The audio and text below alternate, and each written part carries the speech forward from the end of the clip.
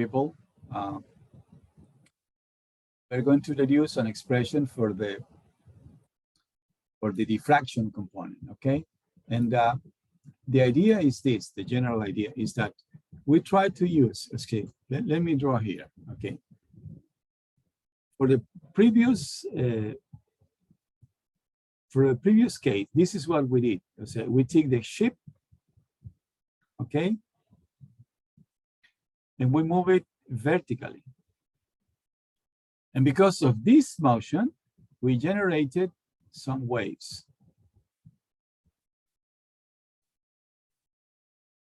In this case, the ship is still, okay, doesn't move. And the ship receives what? Waves. And after you receive this, you're going to have some diffraction. Okay, so you receive this and you diffract. So you can see some similarity from this problem with this one here. Okay, now to solve this problem, we have phi3. And that's something that we have already solved. And for this case, we are going to need phi sub d. Okay, so this is the velocity potential, okay, for this problem. And this is, and in this case, the ship doesn't move, the waves reach the body, the whole surface, and because of this diffraction, there are some waves which are going away from the ship. So we can see some similarity, right? That's something that many people observed. So I said, okay, there must be a way that we can express phi of d, right? That's the diffraction, as function of phi3, which is this motion, which also generates waves, who get away from the ship. So as you can, I really get, I really admire these procedures because they're really clever. Okay, so this is what they did. Okay, we remember Gauss theorem, chapter 2, and we said that if we integrate over the whole surface, okay, ds a dot n. So a is a vector function dot n, and this is equal to nabla dot a. So this is the divergence of a. This is the nabla operator. Partial I with respect to xi plus partial with respect to y, j, etc. So let's consider an a function defined in this way. Okay, so in this case, phi3, please be careful. This is the velocity potential per unit velocity. So this is what we call the specific velocity potential. Okay, this is specific velocity potential. So it's basically phi3 divided by the velocity. So let's define this. Now, this is a scalar, but this is vector. Okay, the result is a vector. Now we replace this into here and also here. So if we replace this in here, we simply obtain this phi3 is a scalar. So this is the vector. So delta phi3 dot n is just this.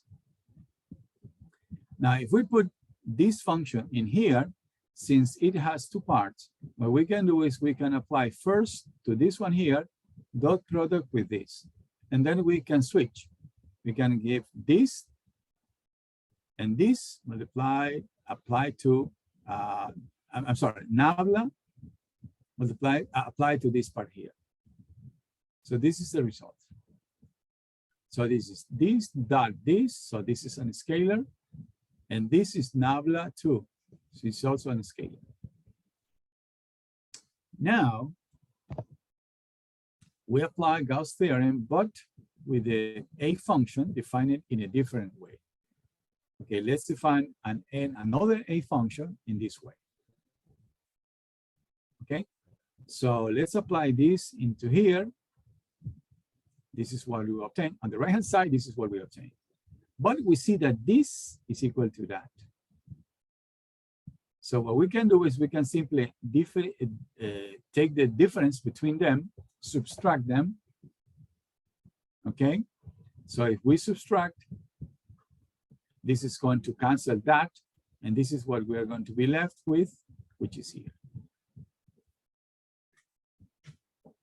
And as I said before, okay, here we have phi3. And this is something that we know already. This phi d, the n, we are going to express this, I will show it in a minute, as function of the incident waves. And this will replace this. And in general, this is the pressure. You will see that in a minute. This is basically another way of expressing the pressure on the surface from the diffraction component. Okay, so this is what we have so far. But now here, remember that we have the ship. The ship is solid, so there is no penetration. So here, we have no penetration.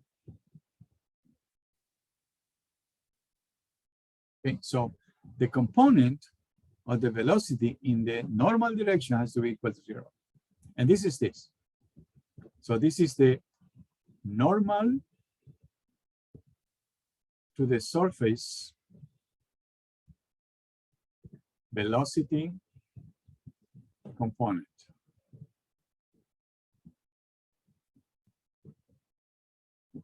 So it's like saying nabla phi dot n. See, nabla phi, that's the velocity, dot n, that's the component in the normal direction. Okay, you can slide. Okay, you can have a velocity component which is tangential to the surface, but you cannot have a component which is normal. Why not? Because in that case you would enter inside the hull, but the hull is solid, so there cannot be this flow through the whole surface. Okay, now, but here we are combining the two velocity components. Okay, this is phi I, this is the incident wave, and this is phi d. That's that we're trying to determine. Okay, this is something that we do not know. This is something that we know. And this has to be equal to 0 because there cannot be any penetration of the surface. So what we do is, here, we can say that d phi I at the end plus d phi d at the end has to be equal to 0. And what we do is we can take this term to the other side with a negative sign. And this is what we're saying here. d phi d at the end is equal to minus d phi I at the end. This is what we're saying. And this is something that we did use I don't know if it was this past session. Remember, this is the specific velocity potential. And this is equal to N3. Okay, and I don't know if you recognize, but if you have pressure is equal to minus I omega rho phi. So I have phi. So this is multiplied by N3. This is basically the velocity proportional to the force in the vertical direction because of the diffraction. So this is what we try to approximate. And we're going to replace, because of this relation, as function of this that we know, that's because of that's the potential when we have this motion, vertical motion, pure vertical motion of the ship on the free surface. And d phi di, this is the incident wave potential that we know. So we know this, we know that, and with this is what we're going to replace by this expression, which is basically proportional to the pressure because of the diffraction, which is that we want to calculate. So here what we have, okay, so we have, this is minus ds pressure and that K. So this is the component in the vertical direction. Okay, now the pressure is equal to minus I omega rho Phi plus Phi T. This is the Bernoulli's, linearized Bernoulli's equation. Minus rho the Phi dt. And this is I omega comes from the differentiation of these two terms with respect to time.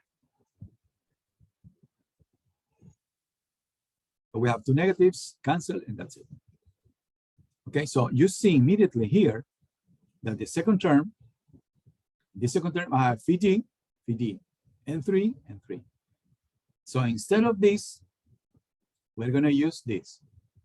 This is the incident wave that we know, and this is the velocity potential from the vertical motion problem that we already know.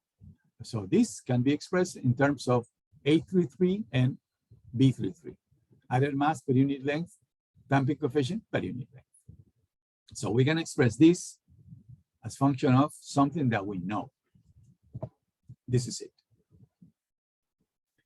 So the first term, this is the flow de Kirillov component. We already obtained an expression for that. And the second term is the replacing this product, phi3n, okay, by this one here. But the thing from vertical motion. So this is something that we know, and this is the incident waves that we also know. So we have expressed the diffraction, okay, by two pieces that we already have obtained. Well, one, because the incident waves is something that we know. This, you see, it's really, really clever. Okay, so the first component, we know what it is. Let's see a little bit more about the second component. So this is the second component, okay? So this is the second component, and that's the, so this is the second component. This is the component for the diffraction. This is something that we already have. Remember, we deduced that we have e to the minus kt star times b integrated along the ship. So we know that. So let's see if we can simplify something. Especially, we're going to express this term here as function of A33 and B33. Okay, so d phi dn, okay, we have something like this by definition. Okay, dot n, this is n. Now, here we know that the wave is 2D problem. Okay, so we have something like this. This is x, this is z. Okay, there is no y dependence. So this term here is 0. And in here, this is 0. Strip theory, thin ship theory. So all what we are left with are, see, you multiply this into j times this or that, you get 0 because they are orthogonal. So you can obtain only a different than 0 value if you multiply this times that, but this is 0.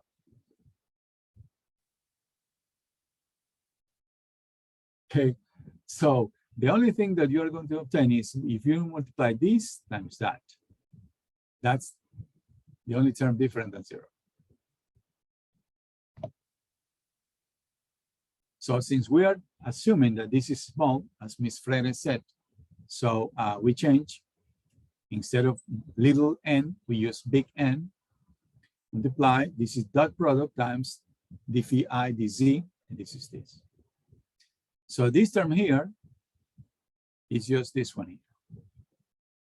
And d phi I dz, we can derive it with respect to z. As a matter of fact, this is just k times phi I. Partial derivative with respect to z. So this is what we have. Again, we are applying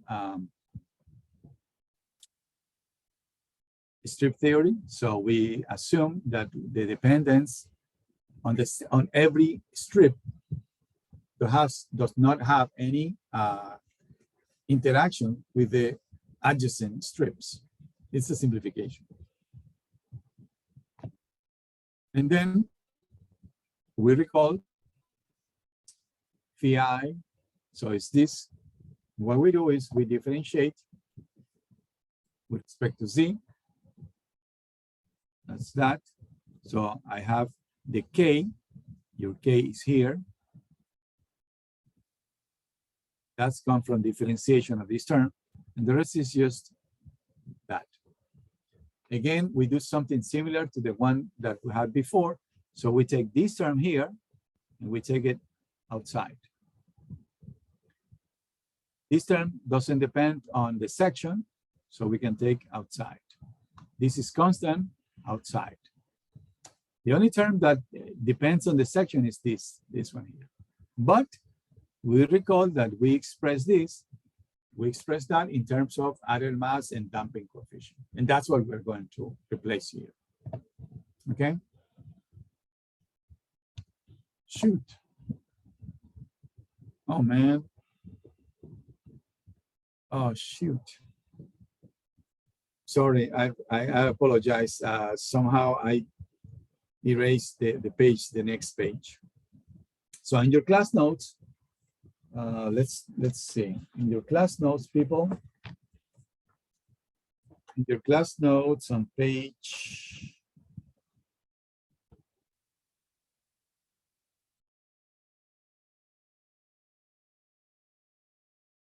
51. 51, yes, thank you very much. 51, okay, page 51. We can complete this deduction. Right, I'm going to write the solution for this, or not the solution, the expression for this. So, from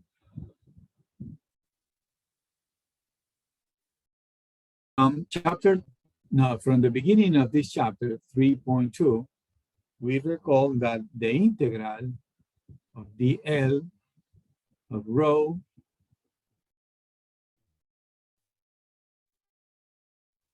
this is potential per unit velocity, and that n3. And this is equal to minus A33 plus I over omega B33. Okay. Remember, okay, we are doing this in the previous subchapter.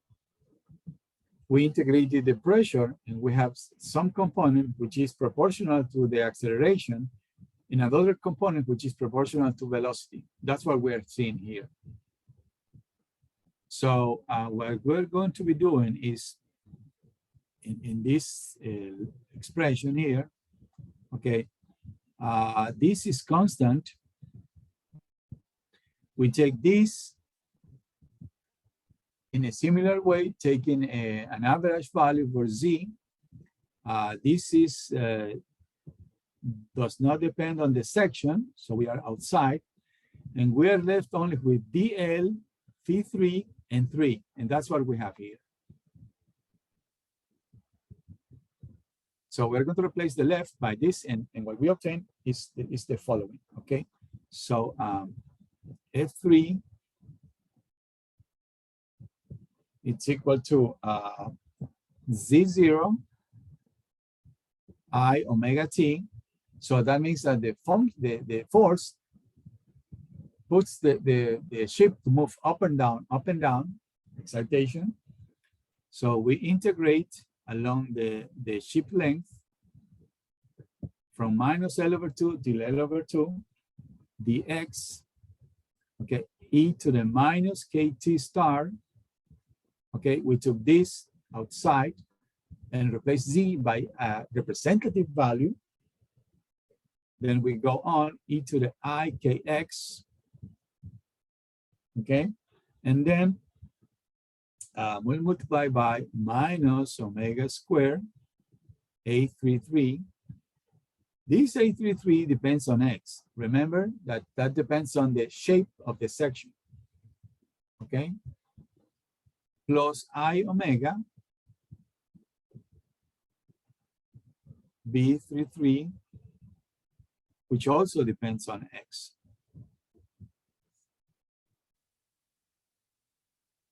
This is equation 233.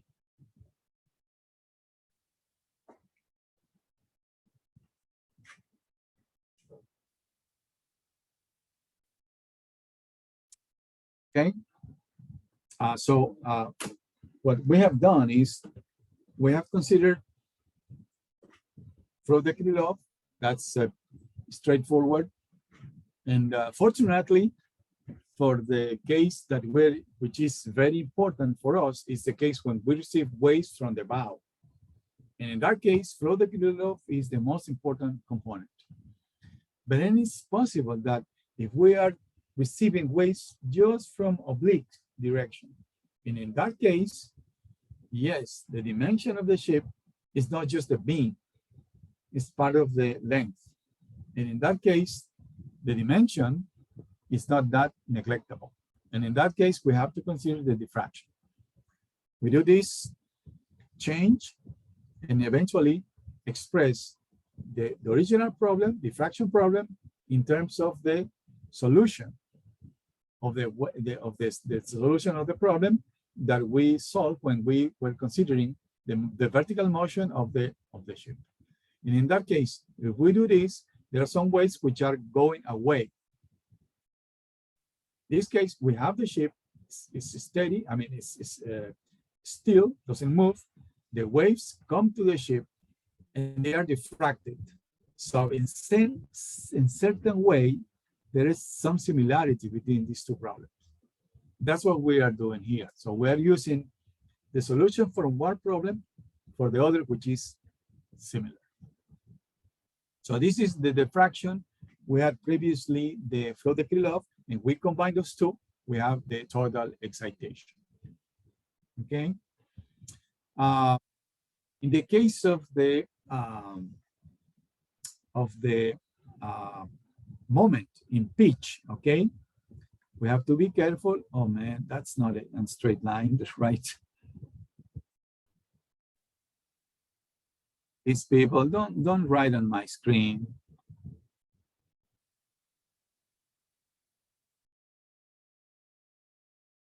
Okay, so this is the equilibrium. This is X direction.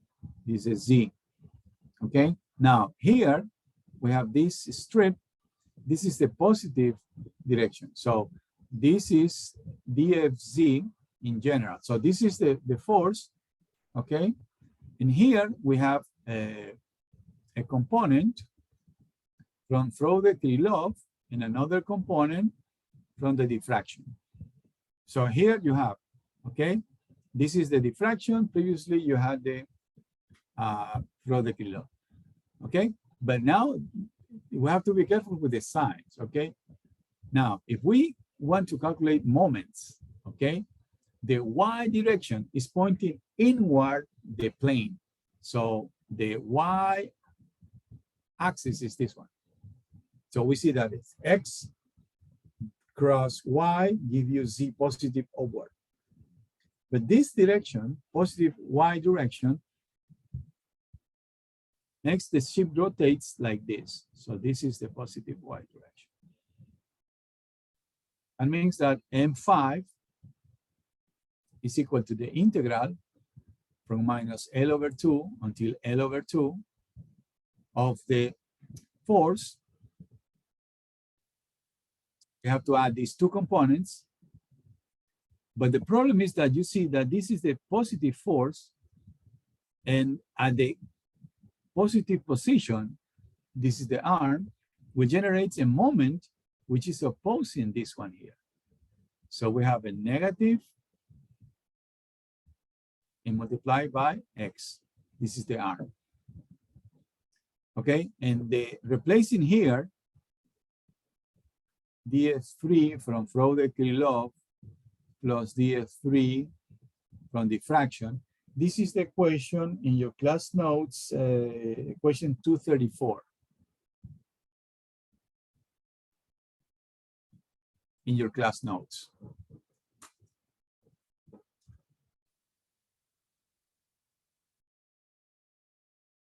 Apologize for this.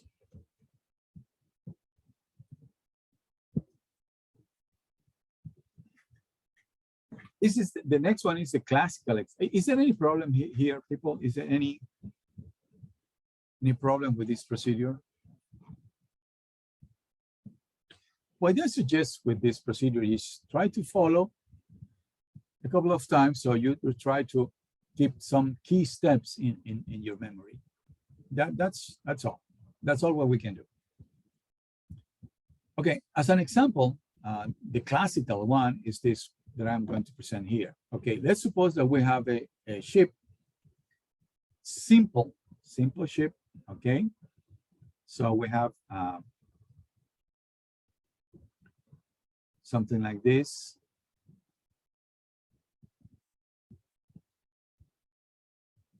Okay, here we have, this is the x-axis, this is the y, and vertical is the z-axis. Okay, so this is the beam at the position x, and this is the relation. Okay, so B is the largest value, that's the beam at midship, and then you see that there is a, when x is equal plus or minus L/2, you get 0. So that's the quadratic. And of course, you can integrate. So we're going to replace this into the expression for the Frode-Krylov component, and we remember that we did use this. So we take this into here. In this case, since the sides are vertical, right, the draft is constant. Okay, so any section here is like this. So in this case, T star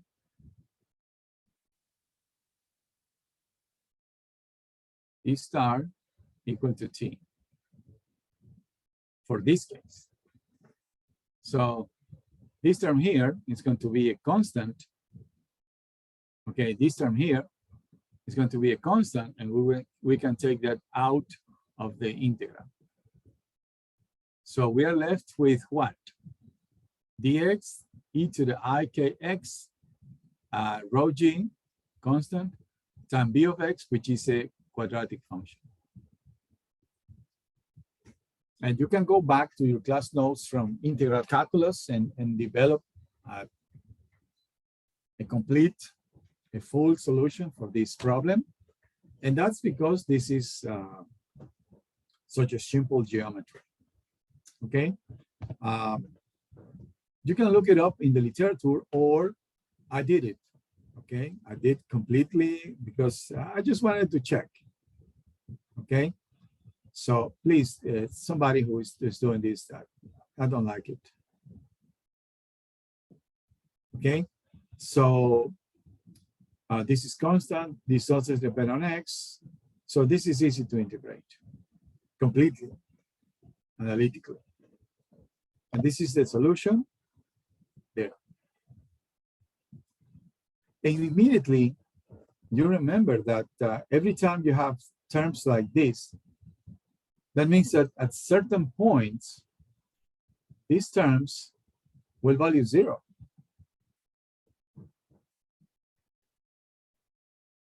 Okay, so we have to expect at certain points, combination of KL, okay, will give you that this result can give you 0. And you can plot this in the using Excel, right? And again, this is the expression, and I'm going to show you. You have this in your class notes on page 53. Okay, this is what you have. Okay, so we have to be careful because we have two scales here, right? The scale here, the upper, is related to the frequency. And the lower is relating the length divided by the wavelength, okay? Remember that the wavelength and the frequency are related by the dispersion relation, right? Anybody remembers the dispersion relation? Anybody? I see, Isaac, would you do me a favor? Yes, doctor.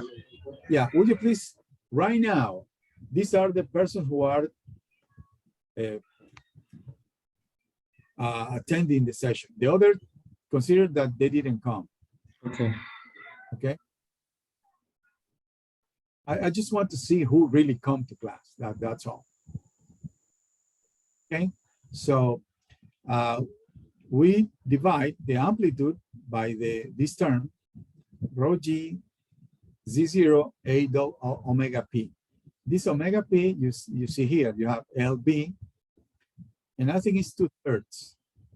Okay, I think it's 2/3, but I'm not sure. Okay, so this area of the water plane, I think it's 2/3 LB. It's like this. There.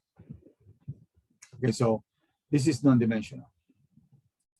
So for low frequencies, okay, that means that the wavelengths are very, very, very, very long. Okay. In this case, this is the excitation is equal to rho g z0 a omega wp.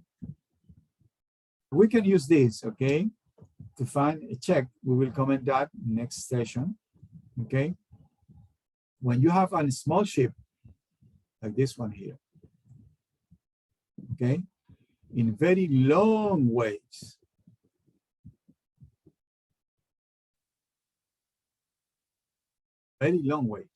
okay, the excitation is this. A very long wave, the frequency is very small. So basically you have a static problem. And in that case, okay, the velocity doesn't participate because we are saying that the frequency is very small. So what we have is simply the force, okay, and the response is equal to the amplitude of the waves is equal to basically K times zeta 3. Now K, case of the heave, is equal to AWP times gamma. So you put here 1 times this, and you cancel gamma AWP. So you can cancel this and that. So what we are saying is that the amplitude of the vertical motion corresponds to the amplitude of the wave. So that makes sense. That makes sense. Okay, so that's something that I went through some years ago. I was visiting Galapagos, and we took a small boat, okay, to come out of the bay, and I was with my family, wife, 2 children, and 2 cousins, and it was coming a very huge, long wave, and I thought, man, that was make us capsize, but nothing happened. Everything was, we went up and down with the wave because the boat was so small compared to the wavelength. So basically there was no dynamics. It's just hydrostatics. So the wave took up and down, up. How much? The amplitude. So this result to the left makes sense. And then you have the decrement a small value. And this is something that we're expecting, because when we have sine, cosine, we can expect for some values of KL/2 to have this combination equal to 0. Here, remember, the left-hand side is specifically for this simplified geometry. On the right-hand side, this is for an actual ship. It's a series 60 ship, okay? In this case, the block coefficient is 0.7, okay? On the upper left, okay? This thing here. This is Z0. That's the vertical excitation force from the wave. And this is the same as this one here. And you see the shape. And what Professor Trost did was he applied this formula for the case of the series 60, but using this formula. That means that assuming that the series 60 was close to the parabolic plane, water plane hull. And you see that these results are very close to this one. So even though this comes from an extreme approximation, these results are give us the general behavior, recuperates the general behavior. And in here, you have you have both components, but you are receiving the waves from the bow. Okay, and in that case, the beam is relatively small compared to the wavelength. So that means that in this case, the most important component is the component from the kilo. Okay, people, you have the material to start the homework. Do it. Do it. We have if everything goes correctly, we're going to have in 2 weeks another evaluation. So we need you to complete this assignment before you took the evaluation, the quiz. Is there any question, people? Any questions? Any questions? Doctor, I have a question for the homework. Okay. Yes. Let me close this, and I can open the homework, which is.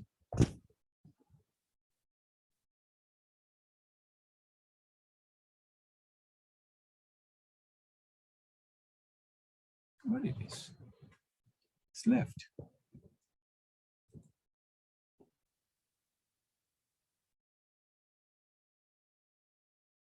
See the homework? Yes, doctor. Okay, go on. My question is for the function Vx of the beam. When I do obtain the mass, I have the function of A0 and 2. We have to, my question is for all homework, we have to obtain the values in function of the variables A0, A1, A2. No, you have to obtain those. We have obtained. We don't have. Yeah, let's explain. Shoot. Okay, I have to change. For some reason, I cannot. Okay. Can you see my white screen? Yes. Okay. So this is what you have.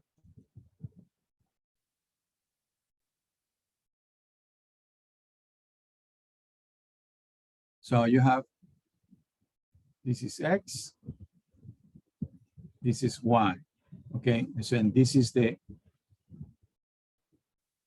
plane. Now, this is L/2 minus L/2. So here you have B, here obviously you have 0, and here, this is B at aft. And I'm giving you the relationship between this and the beam. I think it's 0.6. Yes, exactly. So With this ratio, you can calculate the beam here. This is data, and this is obviously 0. So with these 3 points, you can determine A0, A1, and A2. Oh yeah, with the function and the relation. Yes, yeah, exactly. Okay, doctor. This is a P of 2. What I'm saying is that you can do something similar for the distribution of the mass per unit length. So you can draw something similar. Okay. This is per unit length over X. But you have to determine this. How do you determine that? Because remember that if you integrate area, sectional area, you have to recuperate this. And this is equal to the mass times density. So you have the total mass.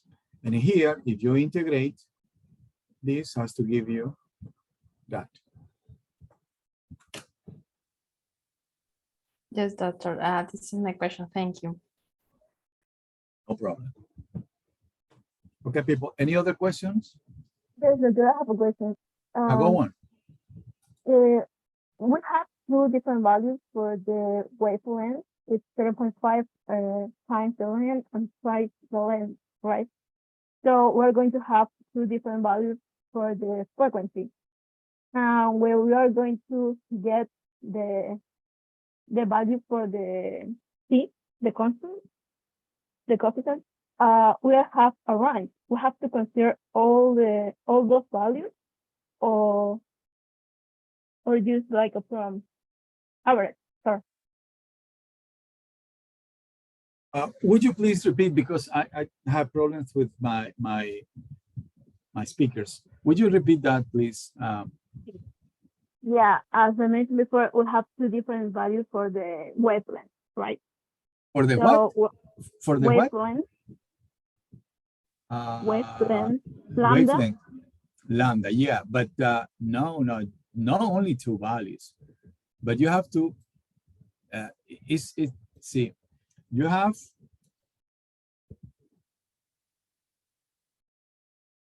You're saying that you have to go. Omega has to go from, I think it was 0.5. Oh, no. Okay, lambda, not omega, but lambda has to go from 0.5 L until 2L.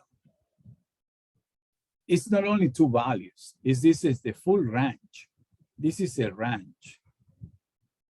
So here, you have to have many intermediate values.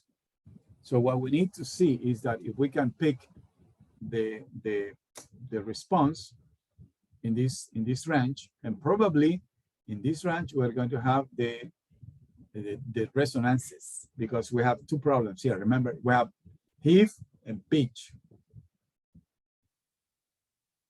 Is it all?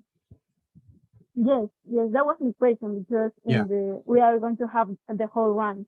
So we have to consider all those values. We have to have, this is the range, and in this range, we have to have several values. Yeah. And for each one of these, we need to consider the frequency and all of that. And you have the velocity, right? Yes. So I'm missing here is that, people, please pay attention. Since you are here, this is the ship, okay? And the waves are coming in this direction, okay? Okay. And in this case, the encounter frequency, you have to calculate it like this, okay? It's omega of the waves plus wave number times u, and that's the velocity of the ship. We're going to explain that next class, okay? But this is what you need to do. So you take one value is lambda, with this value of lambda, calculate K. This K, calculate omega using dispersion relation. And with this omega, you have this term. With the same K to P over lambda multiplied by U, finally, you calculate the encounter frequency. And this is the frequency that you use in order to calculate A33, E33, F3 product Krylov, F3 diffraction. And finally, what you need to calculate is these two. This is the amplitude in heave. This is the amplitude in pitch.